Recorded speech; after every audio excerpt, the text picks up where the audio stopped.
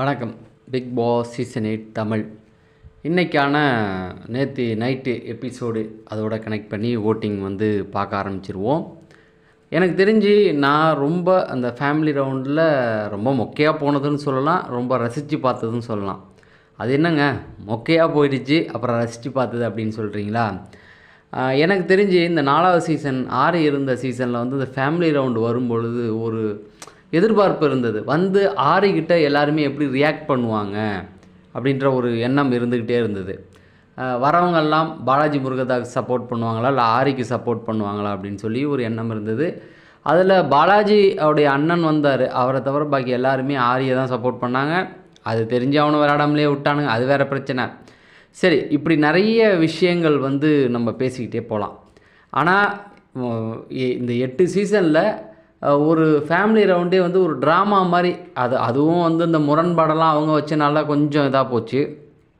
அப்படி முரண்பாடு வச்சுமே யாருமே பெருசாக அடிச்சிக்கல அப்படிங்கிறது தான். ஆனால் எல்லாருடைய வீட்டிலேருந்து வந்ததை விட எனக்கு ரொம்ப பிடிச்சது வந்து முத்துக்குமரன். எப்படி அப்படின்னு கேட்டிங்கன்னா, நம்ம ஏதாவது ஒரு விஷயத்தை ரொம்ப ரசித்து பார்க்கும்போது வாயை பொளந்து பார்த்துருவோம் நம்மளை அறியாமலே. சிலர் சொல்லுவா, வாயை மூடு அப்படிம்பாங்கள்ல. அந்த மாதிரி தான் முத்துக்குமரோட ஃபேமிலி வரும்போது நானே பார்த்துக்கிட்டு உட்காந்துருந்தேன். அந்த அளவுக்கு இருந்தது. சரி, அப்படியே ஒன்று ஒன்றா பார்க்கலாம். ஃபஸ்ட்டு இடத்துல ஜாக்லின் தான் இருக்காங்க, அதில் எந்த மாற்றமும் இல்லை. அப்படியே 1,00,000 அவங்க தொட போகிறாங்க அப்படிங்கிறது தான். எனக்கு என்ன அப்படின்னா, இதில் ஜாக்லினுடைய ஃபேமிலி அவங்க யார் வரணும்னு ஆசைப்பட்டாங்களோ அவங்களும் வந்திருந்தாங்க.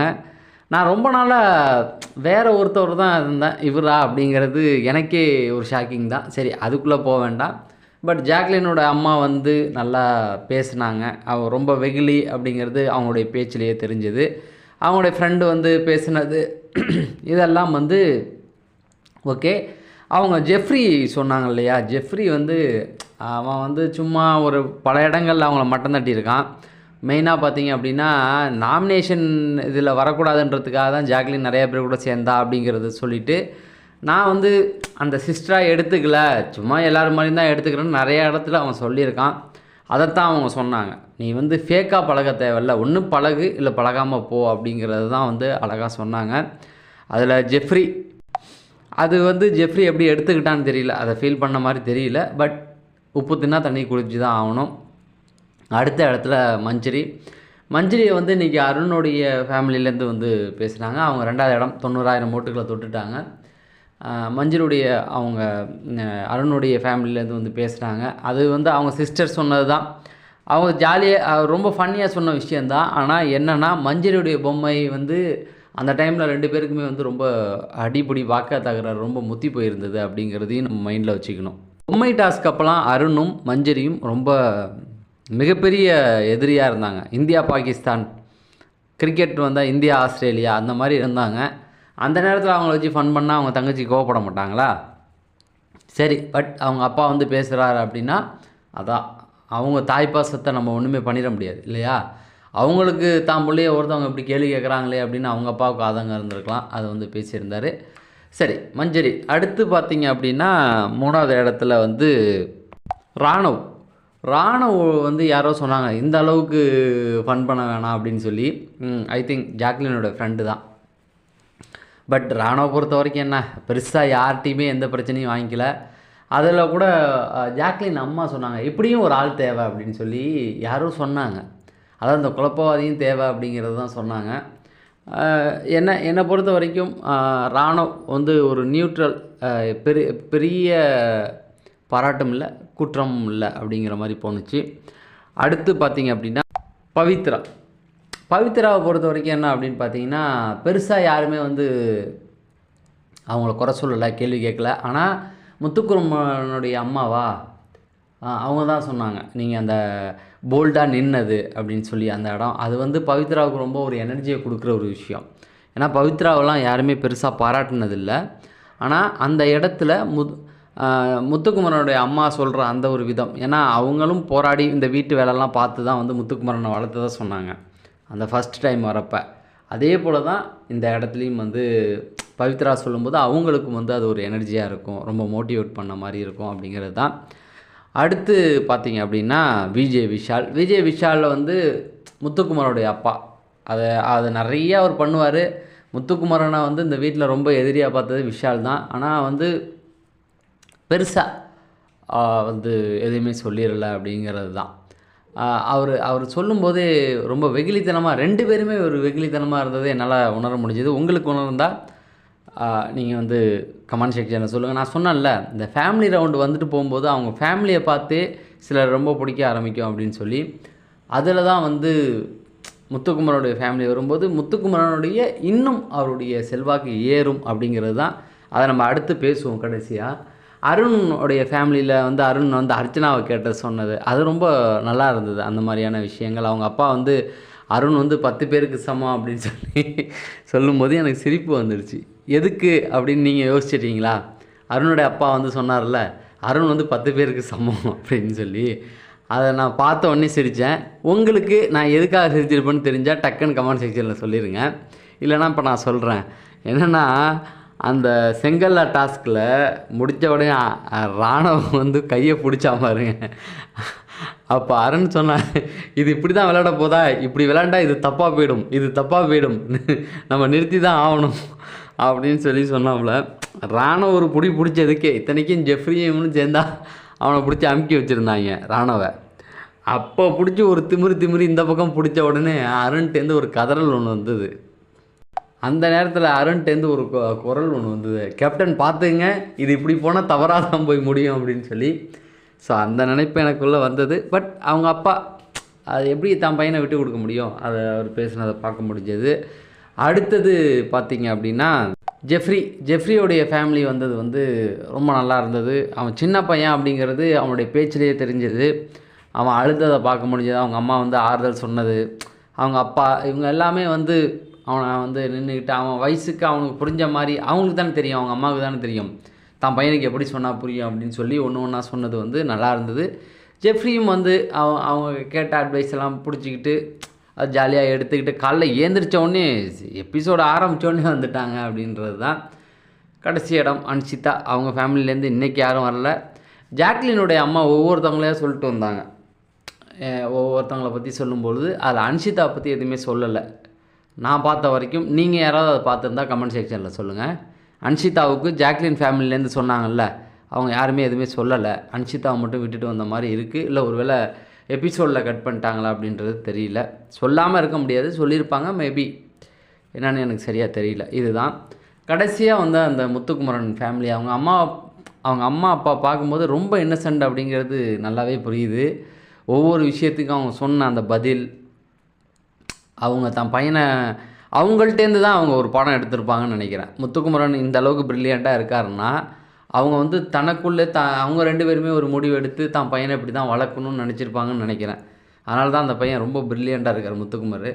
அதுக்கப்புறமேட்டுக்கு அவங்க வந்து அந்த முத்துக்குமரன் அவங்க பெட்ரூமில் அழைச்சிட்டு போயிட்டு அவங்க உட்காந்து அவங்க மடியில் உட்காந்துக்கிட்டு அது ரொம்ப அழகாக இருந்தது. அவங்க அம்மா வந்து தலையை கொவிட்டுக்கிட்டு ஒன்று ஒன்றா சொன்னது, அந்த கடவுளுக்கு நன்றி சொல்கிறது, அப்புறம் அந்த ஒரு குரலை படிக்கிறதுக்கு அவங்க சொன்னாங்கல்ல. எனக்கு அதில் ஒரு வரி, ஒரு சினிமா பாட்டு வந்து ஆசைப்பட்ட எல்லாத்தையும் காசு இருந்தால் வாங்கலாம், எஸ்ஜே சூர்யா நடிச்சிருப்பார் அந்த படத்தை. அந்த பாட்டு ஒன்று வரும். அதில் அந்த கடைசி வரியில் முடியும் போது, பேதை போல் அவள் இருப்பாள், மேதையாய் உன்னை வளர்ப்பாள் அப்படின்னு சொல்லி அந்த வார்த்தை ஒன்று வரும். அதை தான் அவங்க சொல்லும்போது எனக்கு தோணுச்சு. அதாவது முத்துக்குமரன் வந்து ஃபஸ்ட்டு முத்துக்குமரனும் ஆனந்தியும் ஒரு ஸ்கிரிப்ட் ஒன்று பண்ணாங்க தெரியுங்களா. சிவாஜி கணேசனுடைய அந்த டைலாக் டெலிவரியே பேசுகிறதுக்கு ஆளே கிடையாது இது வரைக்கும் தமிழ் சினிமாவில். ஏன் கமலஹாசனே இருக்கட்டும், அந்த உச்சரிப்பெல்லாம் வேறு யாருக்கும் வராது. அந்த அளவுக்கு சிங்கிள் டேக்லேயே ஒரு 20 நிமிஷம் டைலாகை பேசக்கூடியவர், அந்த சாதனைலாம் பண்ணியிருக்காரு. அப்படி ஆனந்தியும் அவங்க நின்று பேசுகிற அந்த டைலாக்லாம் இருக்குது. ஒரு இது பேசியிருந்தாங்க, அடிப்பிரலாமல் அதை வந்து வீடியோவில் போட்டிருந்தாங்க. சிவாஜி கணேசன் மேலே பேசுகிறது, கீழே இவர் பேசுகிறது, இது ரெண்டுமே வந்து சூப்பராக இருந்தது. அப்பேற்பட்ட முத்துக்குமரன் டைலாகை வந்து அள்ளி தெளிச்சிக்கிட்டு இருக்கா. அப்படி அவங்க அம்மா சொல்கிறாங்க பாருங்கள், ஒரு குரலை படிக்கிறதுக்கே நான் ரொம்ப கஷ்டப்பட்டு வந்தேன் அப்படின்னு சொல்லி. அது எல்லாருக்கும், உங்களுக்கு மட்டும் இல்லாமல் எல்லாருக்கும் உள்ளது தான். இன்றைக்கி இப்போ ஒரு 5 திருக்குறள் சொல்லணுனால முடியாது, பட் அது சிலருக்கு அது கிடைச்ச வரன்னு சொல்லலாம். அதுதான். அதுக்கப்புறமேட்டுக்கு வந்து எல்லாருக்கூடையும் வந்து நின்று பேசிட்டு அவங்க அப்பா குறை சொன்னப்போ அந்த அருண்கிட்ட அந்த விஷயத்த சொன்னது மட்டும்தான். மற்றபடி 2 பேருமே பாருங்களா ஒன்று ஒன்றா பார்த்து அதான் சொல்கிறேன்ல, வாயை பொளந்து பார்க்குற மாதிரி இருந்தது அவங்க பேசும்பொழுது. அந்த அளவுக்கு கனெக்ட் ஆணுச்சு அந்த கண்ணீர், அவங்க அழுதது, அந்த அவங்க வரும்போதே ஒரே ஊரில் ஒரே ஒரு அப்பா அம்மா. சேரன் படத்தில் வர்றது, தவமாய் தவம் இருந்து அந்த படத்தில் வர்றது. ஸோ நான் வந்து என் பையனை அப்பான்னு கூப்பிடுவேன் அப்படின்னு சொன்ன அந்த விதங்கள் ரொம்ப சூப்பராக இருந்தது. ஸோ முத்துவுக்கான அந்த இமேஜ், அவன் முத்து பார்த்தீங்கன்னா அந்த அப்படியே சிரிச்சுக்கிட்டே உட்காந்துருப்பான் அவங்க அம்மா பேசும்போது. அவங்க அதான் சொல்கிறாங்களே, உலக அளவில் எங்களை வந்து பெருமைப்படுத்திட்ட அப்படின்னு. அப்படியே சிரிச்சுக்கிட்டு அந்த ரசிப்பு ரொம்ப சூப்பராக இருந்தது.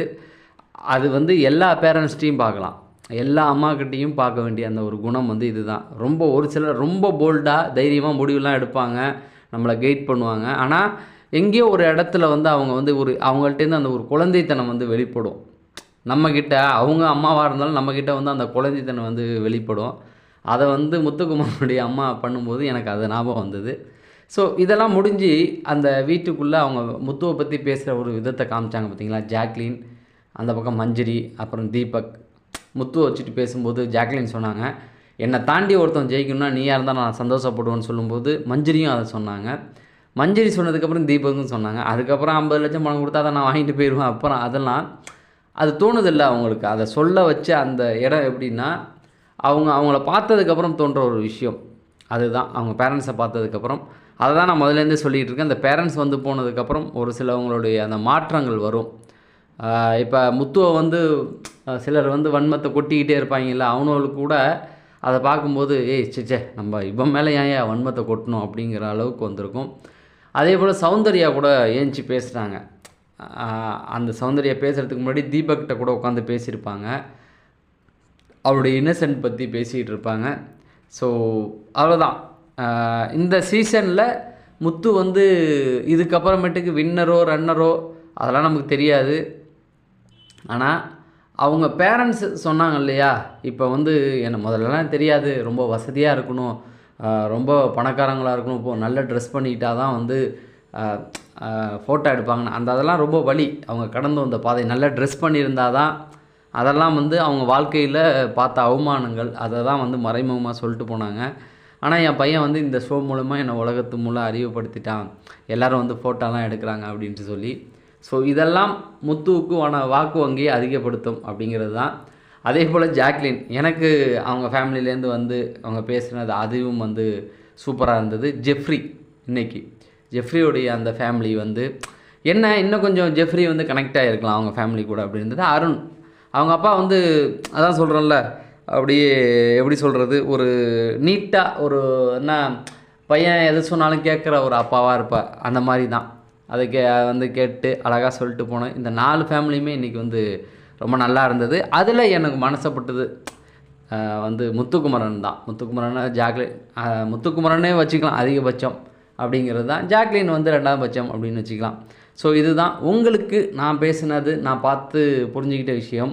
இது எல்லாத்தையும் சொல்லியிருக்கேன். உங்களுக்கு பிடிச்சிருந்தால் லைக் பண்ணுங்கள். உங்களுக்கு இதே ஃபீல் இருந்தது தான், ஜாக்லின் அதுக்கப்புறமேட்டு முத்துக்குமரன் இந்த ஃபேமிலியிலேருந்து வந்து நடந்த விஷயங்கள்லாம் பார்க்கும்போது உங்களுக்கு என்ன தோணுச்சு அப்படிங்கிறதையும் நீங்கள் வந்து இதில் நல்லா பாருங்களேன். ரொம்ப குழந்தை வந்து ஜெஃப்ரி வந்து குழந்த மாதிரியே பிஹேவ் பண்ணல. வயசு ரொம்ப சின்ன பையன். அதாவது ஜெஃப்ரியை பற்றி சொல்லி ஆகணும். இந்த கேட்டகரியில் வரவங்க, இந்த கேட்டகரினால் தப்பாக புரிஞ்சிக்க வேண்டாம். இந்த கானா சிங்கர்னு வருவாங்க இல்லையா, தொடர்ந்து 3 சீசனும் நான் பார்த்துக்கிட்டு இருக்கேன். 6ல் அசீம் சீசனில் வந்து நம்முடைய அசல் கோளாறு அர்ச்சனா, 8வது சீசன் 7வது சீசன் அர்ச்சனா சீசனில் வந்து நான் டைட்டில் வின்னர் வச்சு சொல்லிகிட்டு இருக்கேன், வேறு மாதிரி தப்பாக புரிஞ்சிக்காதீங்க. அப்போ வந்தது நிக்சன். இவனுங்க 2 பேர் மேலேயுமே ஒரே குற்றச்சாட்டு தான் வச்சாங்க. அது என்னன்னு உங்களுக்கு தெரிஞ்சிருக்கும். பட் இவனுங்க வந்து பாடவே இல்லை, வீட்டுக்குள்ளே வந்துக்கிட்டு வேறு வேலை பார்த்துக்கிட்டு இருந்தாங்க. ஆனால் இந்த இடத்துல அதே இதில் கானா சிங்கர்னு வந்த ஜெஃப்ரி வந்து ஒரு நல்ல பேரை வாங்கிட்டான். அதான் நான் கூட நினச்சிக்கிட்டே இருக்கேன், இந்த வந்து நிறையா கெட்ட பேரே வாங்குறானுங்க, அதுவும் இந்த பெண்கள் விஷயத்தில் அப்படின்னு நினச்சிக்கிட்டு இருந்தேன். ஆனால் ஜெஃப்ரி வந்து நல்ல பேர் வாங்கிட்டான். ஆனால் அந்த இந்த சீசன் பிக் பாஸ்லேயே ரொம்ப சின்ன பையன் அப்படின்னு பார்த்தீங்கன்னா ஜெஃப்ரி தான். ஆனால் அவனை நல்லா பாருங்களேன், அவங்க ஃபேமிலி வரும்போது அவன் வந்து குழந்த மாதிரியே பிஹேவ் பண்ணல. நல்லா கவனித்து பார்த்தீங்கன்னா அவன் வந்து ஒரு மெச்சூரான பர்சன் மாதிரி பேசிக்கிட்டு இருந்தான். இதெல்லாம் பேசாத, வேறு மாதிரி மாற்றி விட்ருவாங்க அப்படி இப்படின்னு ரொம்ப தெளிவாக பேசுகிற மாதிரி இருந்தது. அந்த பக்கம் பாருங்களேன், அருண் வந்து ரொம்ப பயந்துக்கிட்டே இருந்தாப்புல. அவங்க ஃபேமிலி வருவாங்க, என்ன சொல்கிறதுன்னு சொல்லி கை கட்டி ஒரு பொறுப்பான அப்பாவாக வச்சு பையனாக தன்னை காமிச்சிக்க ட்ரை பண்ணாப்லையோ அப்படிங்கிற மாதிரி தான் தோணுச்சு. பட் அது என்னன்னு எனக்கு தெரியல. அப்படியே கை கட்டி அமைதியாக அவங்க சொல்கிறத கேட்டுக்கிட்டு இருந்த மாதிரி இருந்தது. ஆனால் அருணை பற்றி நான் எதுவுமே பெருசாக சொல்ல விரும்பல. பட் எனக்கு தோணுது. அதுக்கப்புறம் முத்துக்குமரனாக இருக்கட்டும், ஜாக்லினாக இருக்கட்டும், இவங்க 2 பேருமே குழந்தையாக மாறிட்டாங்க. நல்லா கவனிச்சிங்களா? அந்த குழந்தைத்தனத்தை வந்து சின்ன பிள்ளையாக மாறின மாதிரியே ஒரு ஃபீல். ஆனால் உண்மையான சின்ன பிள்ளை பெரிய மனுஷன் மாதிரி பிஹேவ் பண்ணால், ரொம்ப பெரிய மனுஷனுங்கள்லாம் குழந்தை மாதிரி மாறிட்டாங்க அப்படிங்கிறது தான். நம்ம ஈவினிங் வீடியோவில் பார்ப்போம். நன்றி, வணக்கம்.